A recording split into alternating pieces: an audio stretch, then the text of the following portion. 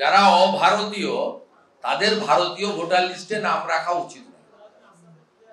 এবং পশ্চিমবঙ্গে 540 কিলোমিটার বর্ডারে জমি দেয়নি বিএসএফ কে বেড়া দেওয়ার জন্য।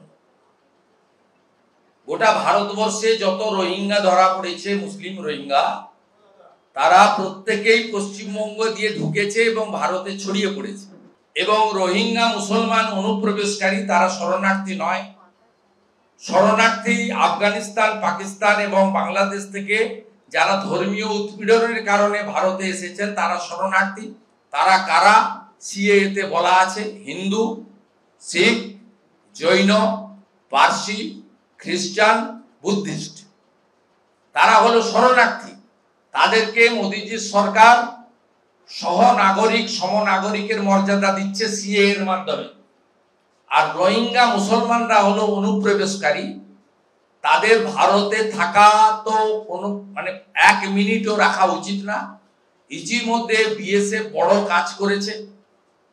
আমার যেটুকু জানা আছে নন অফিসিয়ালি 3 লক্ষের বেশি পুশব্যাক হয়েছে।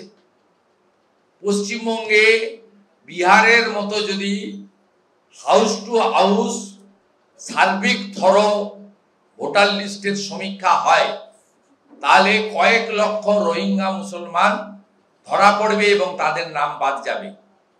এটা আমি আমার বাস্তব অভিজ্ঞতা এবং বিশ্বাস থেকে বলতে পারি।